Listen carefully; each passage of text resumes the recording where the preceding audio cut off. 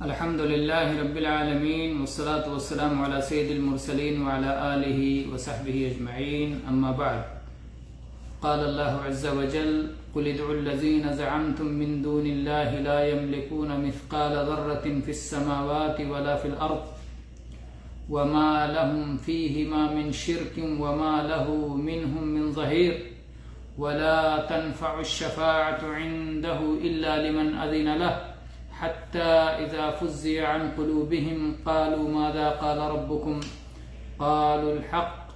وهو العلي الكبير۔ گرامی قدر حاضرین و سامعین، کتاب التوحید سے درس کا یہ سلسلہ اللہ کے فضل و کرم سے جاری ہے اور ہم شفاعت کے ابواب پڑھ رہے ہیں، جس میں شفاعت کے باب میں کئی آیات شیخ نے ذکر کی ہے۔ اس میں سے ایک آیت یہ ہے جو حقیقت میں سمجھنے والے کے لیے یہ ایک دلیل اگر اس کے سامنے آ جائے تو توحید کو بہت واضح طور پر سمجھا دیتی ہے اور شرک کی جڑ کاٹ کر رکھ دیتی ہے۔ اس میں اللہ تبارک و تعالیٰ نے مشرکین کو مخاطب کر کے فرمایا کہ اللہ کے نبی صلی اللہ علیہ وسلم سے کہا کہ آپ ان سے کہیے، مشرکین کو مخاطب کر کے کہیے کہ تم اللہ کے سوا جن کو اپنا معبود بنائے ہوئے ہو، جنہیں پکارتے ہو، ان کے بارے میں یہ جان لو کہ زمینوں اور آسمانوں میں وہ ایک ذرے کے بھی مالک نہیں ہیں۔ زمین اور آسمان یہ بہت بڑی مخلوق ہے اور ان کے درمیان کتنی ساری مخلوقات ہیں جن سب کا مالک اللہ ہے، اور اللہ کو چھوڑ کر جن کو پکارا جاتا ہے، جن کی عبادت کی جاتی ہے، وہ ان مخلوقات میں سے کسی ایک ذرے کے بھی مالک نہیں ہیں۔ ذرہ اگر اسے ایک چھوٹی چونٹی کہا جائے یا جو غبار اڑتا رہتا ہے، ذرہ، معمولی ذرہ، اس کو کہا جائے تو کسی کے بھی وہ مالک نہیں ہیں۔ اور مانگا کس سے جاتا ہے؟ مالک ہو کوئی تو اس سے مانگا جائے، جو مالک ہی نہیں وہ کیا دے گا آپ کو؟ تو اللہ تعالی نے فرمایا کہ اللہ کو چھوڑ کر مشرکین جن کو پکارتے ہیں، جن سے دعائیں مانگتے ہیں، یہ آسمان و زمین میں ایک ذرے کے بھی مالک نہیں ہیں۔ ایک ذرہ کے وزن کے برابر، اس میں کیا وزن ہوگا، لیکن اس کے وزن کے برابر بھی ان کی ملکیت نہیں ہے۔ پھر فرمایا کہ ملکیت تو بڑی بات ہے کہ یہ مالک ہوں، اس میں ان کی شرکت بھی نہیں ہے، ساجھے داری اور پارٹنرشپ بھی نہیں ہے۔ وَمَا لَهُمْ فِيهِمَا مِنْ شِرْكٍ، ان کی شرکت اور ساجھے داری بھی نہیں ہے۔ وَمَا لَهُ مِنْهُمْ مِنْ ظَهِيرٍ، اور اللہ کو چھوڑ کر جن کو بھی یہ لوگ پکارتے ہیں، جن کو بھی معبود بنا رکھا ہے، اس میں کوئی اللہ کا معاون اور مددگار بھی نہیں ہے کہ کوئی یہ کہے کہ اللہ کی مدد کرنے والا ہے اس لیے وہ کچھ اللہ سے کروا سکتا ہے، اللہ کا معاون ہے۔ تو نہ کوئی اللہ کے سوا مالک ہے، نہ کوئی اللہ کا شریک ہے، نہ کوئی اللہ کا مددگار ہے۔ اور پھر آخری چیز بچتی ہے کہ چلو ٹھیک ہے، نہ مالک ہے، نہ شریک ہے، نہ مددگار ہے، سفارش تو کر سکتا ہے۔ تو اللہ تعالیٰ نے اس کو بھی ختم کر دیا، فرمایا وَلَا تَنْفَعُ الشَّفَاعَةُ عِنْدَهُ إِلَّا لِمَنْ أَذِنَ لَهُ،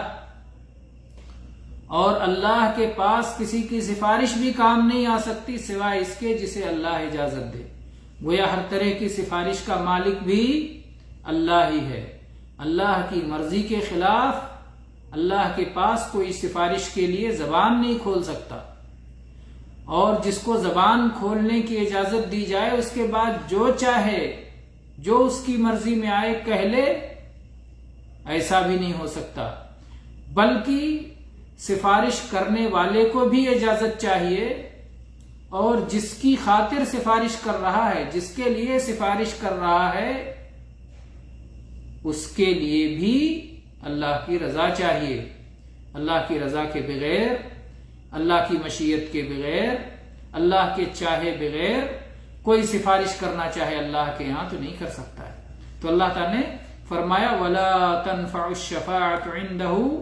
إِلَّا لِمَنْ أَذِنَ لَهُ، اور اللہ کے پاس کسی کی شفاعت بھی کام نہیں آ سکتی مگر جسے اللہ اجازت دے کہ وہ کسی اور کے لیے سفارش کر سکے۔ تو یہاں پر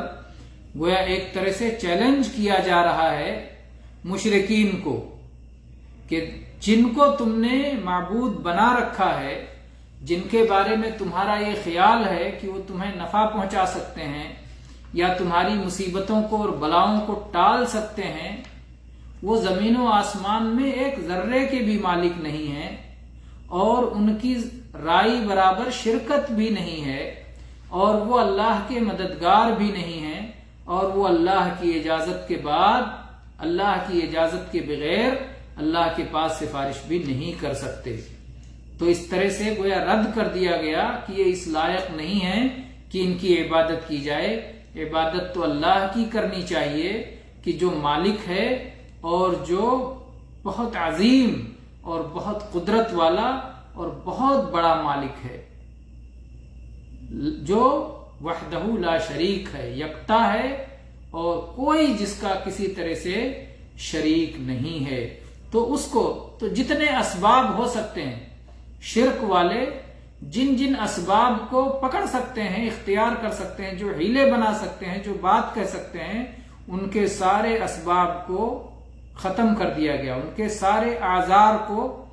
ختم کر دیا گیا کہ تمہارے پاس کوئی عذر نہیں ہے شرک کے لیے، شرک کے لیے تمہارے پاس کوئی عذر نہیں ہے۔ امام ابن تیمیہ رحمہ اللہ نے اس موضوع کو کتنی اچھی طرح سمجھایا۔ شیخ ذکر کرتے ہیں، شیخ محمد بن عبد الوہاب رحمہ اللہ، قال ابو العباس یعنی ابن تیمیہ رحمہ اللہ، نفى اللہ عما سواہ کل ما يتعلق به المشرکون، شرک والے جس کو بھی پکڑتے ہیں، جو بھی بہانے بناتے ہیں اور جو ہیلے بناتے ہیں جس کی وجہ سے وہ غیر کی عبادت کرتے ہیں، ان ساری چیزوں کی اللہ تعالیٰ نے غیر اللہ سے نفی فرما دی۔ اللہ تعالیٰ نے اس بات کی نفی فرما دی کہ اللہ کے سوا کوئی مالک ہے یا کچھ حصے کا مالک ہے، چلو پوری زمین و آسمان کا مالک نہ صحیح، کچھ حصے کا کوئی مالک ہو نہیں۔ اللہ نے کہا ذرہ برابر بھی کسی کی ملکیت نہیں ہے اور کوئی شریک بھی نہیں ہے، اور پھر اللہ کا کوئی معاون اور مددگار بھی نہیں ہے، اللہ نے اس کی بھی نفی فرما دی۔ اب صرف شفاعت لے دے کے باقی رہتا ہے۔ شفاعت کے بارے میں بھی اللہ نے اعلان کر دیا کہ اللہ کی اجازت کے بغیر کوئی سفارش نہیں کر سکتا، وَلَا يَشْفَعُونَ إِلَّا لِمَنِ ارْتَضَىٰ، اور سفارش نہیں کر سکتے مگر جس کے لیے اللہ راضی ہو۔ تو یہ سفارش جس کا مشرکین حوالہ دیتے ہیں اور جس کو خیال کر رکھا ہے کہ وہ سفارش پا کر کامیاب ہو جائیں گے، قیامت کے دن اللہ تبارک و تعالیٰ نے اس کی نفی فرما دی، قرآن پاک میں اس کی نفی فرما دی، اور نبی کریم صلی اللہ علیہ وسلم نے اپنی شفاعت کے بارے میں بیان فرمایا کہ جب قیامت کا دن ہوگا اور میدان محشر کی سختیوں سے لوگ پریشان ہوں گے تو اللہ کے نبی صلی اللہ علیہ وسلم جا کر اپنے رب کے حضور میں سجدہ ریز ہو جائیں گے، جا کے اللہ کے سامنے سجدے میں گر پڑیں گے اور اللہ کی خوب تعریفیں کریں گے، حمد و ثنا بیان کریں گے، پہنچتے پہلے ہی شفاعت نہیں شروع کر دیں گے۔ اللہ اکبر۔ اللہ کے نبی صلی اللہ علیہ وسلم جو اللہ کے حبیب اور اللہ کے خلیل ہیں، رحمت عالم ہیں، جن کا بہت بڑا درجہ اور مقام ہے اللہ کے یہاں، لیکن وہ بھی میدان محشر میں یوں ہی ڈائریکٹ جا کے شفاعت نہیں کریں گے، بلکہ جائیں گے پہلے اللہ کے لیے سجدے میں گر پڑیں گے، اپنی بندگی کا اظہار کریں گے اللہ کی تعریفیں کریں گے، اللہ کی حمد و ثنا بیان کریں گے، اور اس کے بعد میں پھر جب اللہ تعالیٰ کی طرف سے اجازت ہوگی، اللہ تعالیٰ کی طرف سے کہا جائے گا ارفع راسک، اپنا سر اٹھائیے، وقل یسمع، اور آپ بات کہیے، آپ کی بات سنی جائے گی، وسل تعطا، اور سوال کیجئے، آپ کے سوال کو پورا کیا جائے گا، آپ کو عطا کیا جائے گا، واشفع تشفع، اور آپ شفاعت کیجئے، آپ کی شفاعت قبول کی جائے گی۔ جب یہ اللہ تعالی کی طرف سے اجازت دی جائے گی تب اس کے بعد نبی کریم صلی اللہ علیہ وسلم شفاعت کریں گے، اور وہ بھی ہر کسی کے لیے نہیں۔ ابو ہریرہ رضی اللہ عنہ کی وہ حدیث بھی دیکھ لیجئے، یہ حدیث جو بھی بیان کی گئی، میدان محشر میں اللہ کے نبی سجدہ کریں گے، حمد بیان کریں گے، اس کے بعد شفاعت کریں گے، یہ صحیح بخاری میں 3340 نمبر پر اور صحیح مسلم میں 194 نمبر پر ہے۔ اور دوسری حدیث ابو ہریرہ رضی اللہ عنہ کی، وہ کہتے ہیں انہوں نے نبی کریم صلی اللہ علیہ وسلم سے پوچھا من اسعد الناس بشفاعتک، اے اللہ کے نبی صلی اللہ علیہ وسلم آپ کی شفاعت پانے کا حقدار کون خوش نصیب ہوگا، کون سعادت مند ہوگا جو آپ کی شفاعت پائے گا؟ تو اللہ کے نبی صلی اللہ علیہ وسلم فرمایا من قال لا الہ الا اللہ خالصا من قلبہ، جس نے لا الہ الا اللہ کا اقرار اپنے دل کے خلوص کے ساتھ کیا ہو، یہ صحیح بخاری کی 99 نمبر کی حدیث ہے، دل کے خلوص کے ساتھ، یعنی ریاکاری کی بنا پر نہ کیا ہو، نفاق کے ساتھ جس نے لا الہ الا اللہ کا اقرار نہ کیا ہو، بلکہ جو خالص موحد ہو، لا الہ الا اللہ کو سمجھ کے دل سے جس نے اقرار کیا ہو، وہ نبی کریم صلی اللہ علیہ وسلم کی شفاعت پائے گا۔ تو موحد شفاعت پائے گا، مشرک کو شفاعت نہیں ملے گی۔ تو یہاں پر ایک بات امام ابن تیمیہ رحمہ اللہ بڑی وضاحت کے ساتھ فرماتے ہیں کہ جو اہل اخلاص ہوں گے اللہ کی اجازت سے، انہی کے لیے اللہ کے نبی صلی اللہ علیہ وسلم کی شفاعت ہوگی۔ اللہ کے ساتھ شرک کرنے والوں کے لیے اللہ کے نبی صلی اللہ علیہ وسلم کی شفاعت نہیں ہوگی، اور اس کی حقیقت یہ ہے، پھر شفاعت کی حقیقت بیان کرتے ہیں۔ اس کی حقیقت یہ ہے کہ اللہ سبحانہ و تعالی اہل اخلاص پر اپنا فضل و کرم فرمائے گا، اور جس کو شفاعت کی اجازت دے گا ان کی دعا کے واسطے سے ان کی مغفرت فرمائے گا، تاکہ انہیں عزت دے، جو شفاعت کریں گے انہیں عزت ملے اور انہیں مقام محمود ملے۔ اللہ کے نبی صلی اللہ علیہ وسلم کو شفاعت کا جو موقع دیا جائے گا،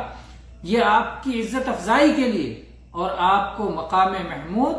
عطا کرنے کے لیے دیا جائے گا۔ اور جس شفاعت کی قرآن پاک میں نفی کی گئی ہے وہ شفاعت ہے جس میں شرک ہو، اسی لیے بعض مقامات پر شفاعت کو ثابت کیا گیا ہے اور بعض مقامات پر شفاعت کی نفی کی گئی ہے، اور اللہ کے نبی صلی اللہ علیہ وسلم نے اس کی وضاحت فرما دی کہ کون سی شفاعت ثابت ہے اور کون سی شفاعت منفی ہے، کس شفاعت کا انکار کیا گیا ہے۔ تو گویا توحید والوں کے لیے اور اخلاص والوں کے لیے شفاعت ہوگی، اور جو شرک والے ہیں ان کے لیے شفاعت قطعاً نہیں ہو سکتی ہے۔ یہاں چلتے چلتے آپ کو اتنی بات بتا دیں کہ نبی کریم صلی اللہ علیہ وسلم 6 طرح کی شفاعت فرمائیں گے۔ نبی کریم صلی اللہ علیہ وسلم قیامت کے دن 6 طرح کی شفاعت فرمائیں گے۔ پہلی شفاعت جو نبی کریم صلی اللہ علیہ وسلم کے ساتھ مخصوص ہے، اس شفاعت میں آپ کا کوئی شریک نہیں ہوگا۔ یہ میدان محشر میں اہل موقف کے لیے نبی کریم صلی اللہ علیہ وسلم کی شفاعت ہوگی، تاکہ اللہ تعالی موقف کی ہولناکی سے لوگوں کو نجات عطا فرمائے اور ان کے درمیان فیصلہ کر کے میدان محشر کی شدت کو اور موقف کی شدت کو ختم کر دے اور فیصلہ فرما دے۔ تو یہ وہ شفاعت ہوگی جو آپ کے ساتھ مخصوص ہے، جس میں آپ کا کوئی شریک نہیں ہے۔ آپ کی دوسری شفاعت جنتیوں کے لیے ہوگی کہ اللہ تعالیٰ انہیں جنت میں داخل فرمائے، اور آپ کی تیسری شفاعت گنہگاروں کے لیے ہوگی جو اپنے گناہوں کی وجہ سے جہنم میں داخل ہونے کے حقدار ہو گئے ہوں گے، لیکن اللہ کے نبی کریم صلی اللہ علیہ وسلم کی شفاعت سے انہیں جہنم سے بچا لیا جائے گا، جہنم میں داخل ہونے سے بچا لیا جائے گا، جہنم میں داخل نہیں ہوں گے، کیونکہ نبی کریم صلی اللہ علیہ وسلم شفاعت فرمائیں گے کہ ان کا جہنم میں جانے سے انہیں معاف کر دیا جائے۔ اسی طرح سے چوتھی شفاعت یہ ہوگی کہ کچھ لوگ جو اپنے گناہوں کی وجہ سے جہنم میں داخل ہو چکے ہوں گے، نافرمان اور گنہگار لوگ اپنے گناہوں کی بنا پر جہنم میں داخل ہو چکے ہوں گے، اللہ کے نبی صلی اللہ علیہ وسلم سفارش فرمائیں گے کہ انہیں جہنم سے نکال لیا جائے۔ تو جہنم سے نکالنے کے لیے یہ آپ کی سفارش ہوگی۔ اور پانچویں سفارش جو آپ کی ہوگی وہ جنتیوں کے لیے ہوگی کہ ان کے درجات کو بلند کر دیا جائے اور ان کے ثواب کو زیادہ کر دیا جائے، یہ پانچویں سفارش ہوگی۔ اور چھٹی سفارش جو آپ صلی اللہ علیہ وسلم کی خاص اپنے چچا کے لیے ہوگی کہ ان کے عذاب کو کم کر دیا جائے۔ تو اس طرح سے نبی کریم صلی اللہ علیہ وسلم کی 5 سفارش ہوگی، جس میں سے بعض سفارشیں ایسی ہیں جس میں اللہ تعالیٰ نے دوسرے اہل ایمان کو اور اولیاء اور شہداء کو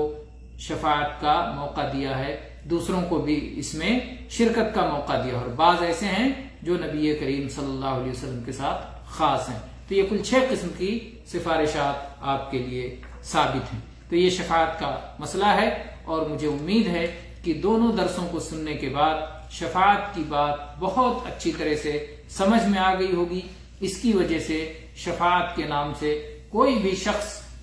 شرک میں گرفتار نہیں ہوگا۔ اگر شفاعت کے مسئلے کو سمجھ لے تو انشاءاللہ پھر شفاعت کے نام سے کوئی بھی شرک میں گرفتار نہیں ہوگا۔ اللہ تعالیٰ سے دعا ہے کہ اللہ تبارک و تعالیٰ ہمیں حق کو سمجھنے، حق بات کہنے، حق پر عمل کرنے اور حق کی نشر و اشاعت کرنے اور حق کی نشر و اشاعت میں ساتھ دینے کی توفیق عطا فرمائے، اور اسے اللہ تعالیٰ ہم سے قبول فرمائے، اور اللہ تعالیٰ حق پر ایمان اور عمل صالح کے ذریعے سے اللہ تبارک و تعالیٰ ہمارے گناہوں کی مغفرت فرمائے اور اپنے فضل و کرم سے جہنم سے نجات عطا کر کے جنت میں داخلہ نصیب فرمائے۔ آمین وآخر دعوانا ان الحمد للہ رب العالمین وصلی اللہ علی نبینا وسلم۔